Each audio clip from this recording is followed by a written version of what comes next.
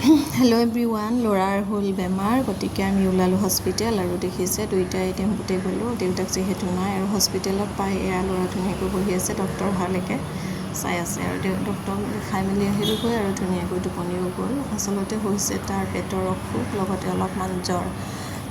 এদিনমান হ'ল বাৰু, কিন্তু ভাল হ'বগৈ নেকি বুলি চাই আছিলোঁ, নিনিলেও হ'ব চাগে বুলি, কিন্তু নহ'ল, যাব লগাই হ'ল। আৰু বাকী এইখিনি মেডিচিন দিলে আৰু ধুনীয়াকৈ মেডিচিন লৈ আমি ঘৰলৈ উভতিলোঁ।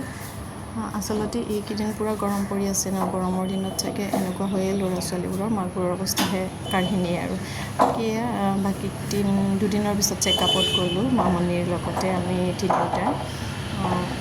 সেয়াই গৈ তাত দেখিছে ল'ৰা একদম গা চা যেনেকৈ তাৰ বেয়াই নহয়, একদম ধুনীয়াকৈ খেলি মেলি ফূৰ্তিত আছে। আৰু বাকী সেয়াই দেখুৱাই লৈ চেকআপত গ'লোঁ। যোৱাৰ পিছত ডক্টৰে ক'লে ভাল হ'বগৈ, কেইদিনমান লাগিব বুলি। আৰু 5 দিনৰ দৰৱ কোৰ্চ কমপ্লিট কৰিলোঁ। এতিয়া বাৰু ঠিকেই আছে। আৰু এতিয়া পিছতহে মই ভিডিঅ'টো আপলোড দিবলৈ এডিট কৰি আছোঁ, গতিকে এতিয়াতো কমপ্লিটলি ভাল। সেয়াই মাকবোৰৰ অলপ কষ্ট হয়। আৰু সেইদৰে আপোনালোকে সকলোৱেও ল'ৰা ছোৱালী যাৰ যাৰ আছে অলপ সাৱধানে ৰাখক গৰমৰ দিনকেইটা।